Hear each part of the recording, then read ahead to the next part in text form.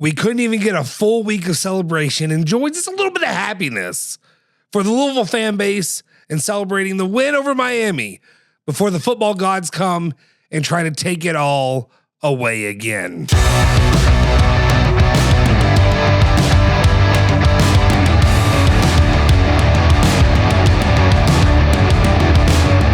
What's cooking? Welcome back into another edition of Now We Can Talk Like Fans on ESPN Louisville Plus. My name is Justin Zover, and of course, I've got you covered for all things cards, cats, bourbon, and bluegrass.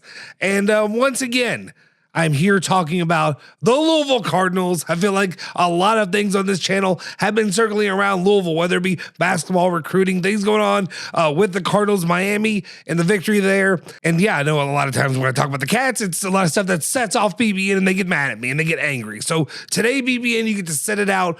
Once again, we're talking Cardinal news, and that is latest reports. Potential.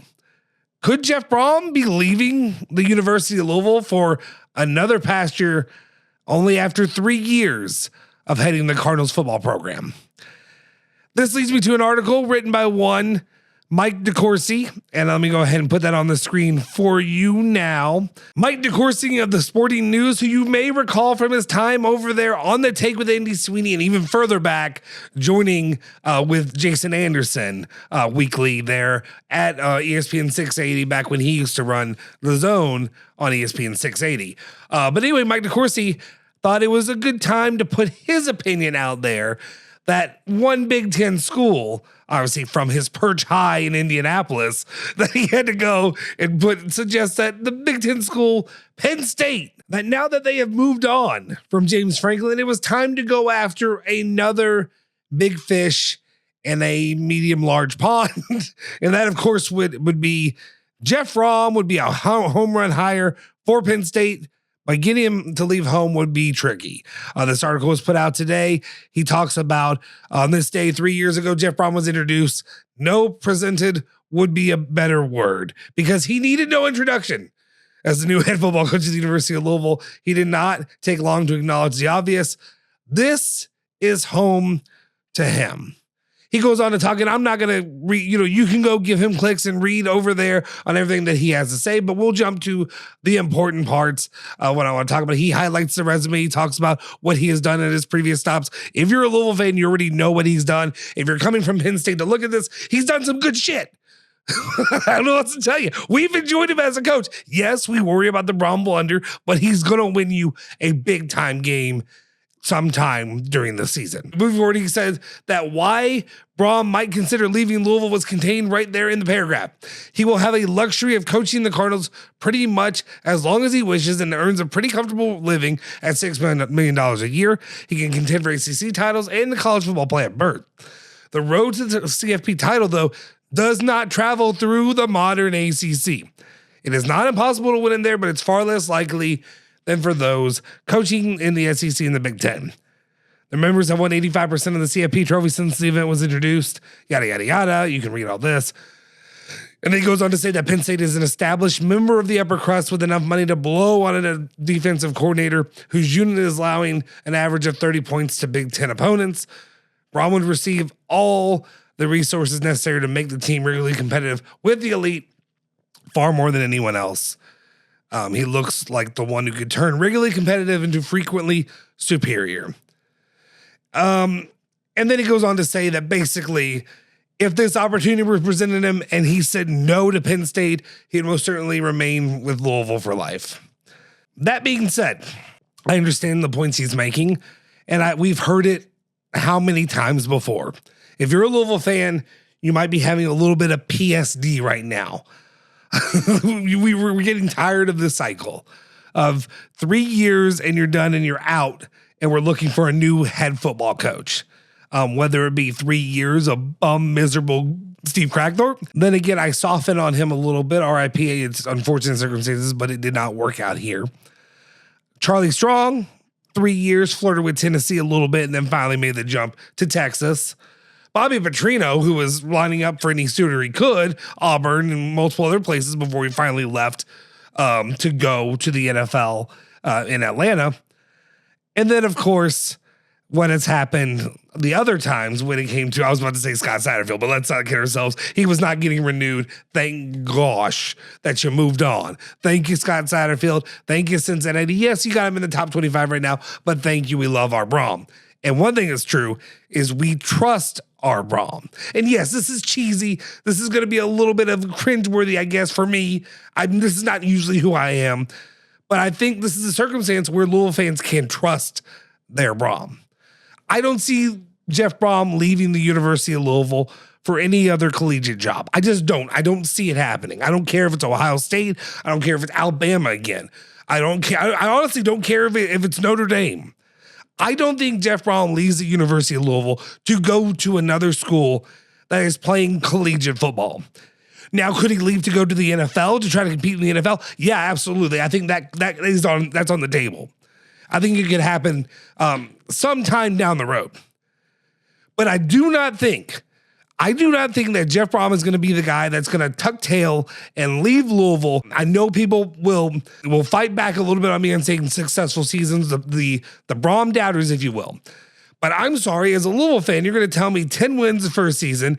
Yes, there were 4 losses. Yes, there were things that didn't go the way you would like. You didn't play very well against Miller Moss in the bowl game. And then, of course, you had what happened against Florida State in the ACC championship game. Jeff Brohm has been successful. We're looking at right now the biggest moment since he has become a Louisville head coach.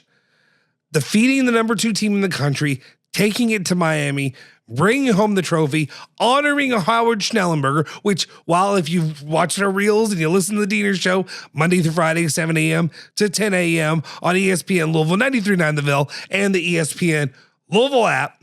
ESPN 680 is what I meant to say, 105.7. but anyway, if you've listened to their show, maybe it's a little bit of openingness. I didn't realize that the Howard Schnellenberger line, the collision course with the national championship, and the only variable is time, that the variable was actually which school I'm at.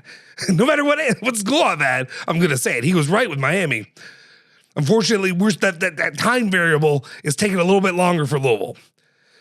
I think Jeff Brohm is a guy who has plans and has goals and has desires to see the University of Louisville win a national championship. And I think he wants to be the guy.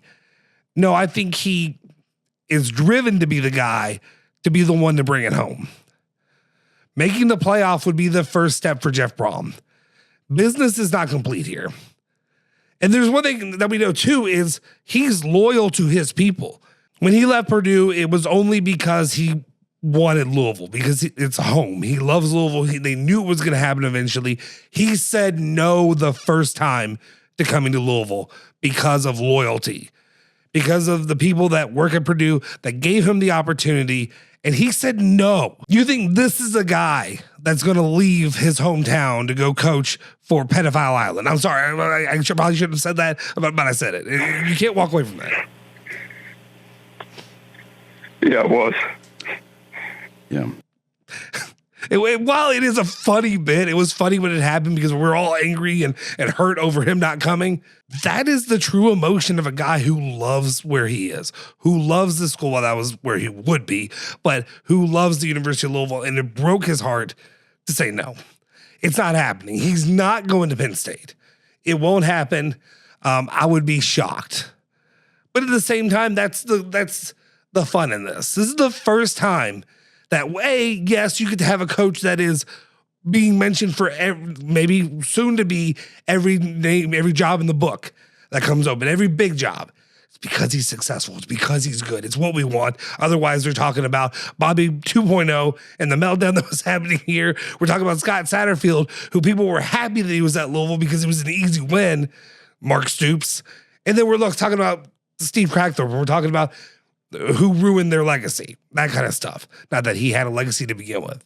So as it stands right now, no, Penn State is not yours. You can't have him. I'm sorry. I appreciate it. We're flattered that you love our coach. We enjoy that you want our guy, but he's ours. He bleeds red and he can prove that. He is a Louisville Cardinal and he will be, I think, until he retires. But the biggest statement that he could make right now is either A, coming out and shutting down any rumors or talk about Penn State, but shutting down the idea that he would even be interested in going to a school like that, it would be the nice first step. The second step, maybe he won't even have to get to the first step, is doing what Indiana did with Kurt Signetti. Go ahead, just lock him down, give him that raise. He came in on the Brohm discount. You're not going to be able to keep him at the discount. So I'm not saying that we need to go pay $11 million. We don't need to lock ourselves down like Mitch Barnhart did with Stoops. We don't need that to happen. But show your guy the love that he deserves. And also, like, he's not a guy that I believe that's truly in it just for the money. Yes, he wants to take care of his family. Yes, he wants to provide for people. But you're talking about the dude who drove the Honda Civic for how many freaking years? I think he finally upgraded his car. And I think he still lives at his home that he's always had here. He's not been a showy, flashy guy. He's a comfortable, salt-of-the-earth Louisvillian. And that's why he ain't going anywhere. Let me know your thoughts and opinions, guys, in the comment section down below. Do me a favor, smash the freaking like button, hit the subscribe button, hit that bell icon to stay notified for all of our latest videos. Real quick, I want to remind you guys, every Sunday night at 9 p.m., we have the After Dark live show. I go live with some of your favorite personalities from ESPN, 680 and 93.9 The Ville. They'll hop on and talk about, I'm guessing this weekend, we're probably going to have a conversation about what's going on with Louisville basketball and how that Kansas game turned out. So join us there. Make sure you tune in. And also, if you feel so inclined, you want to support our channel and help us to continue to bring this content, bring these videos, hit the join button. If you hit the subscribe, hit the join button as well.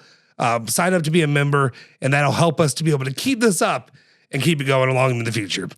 Cards, cats, bourbon and bluegrass. I'll see you guys next time.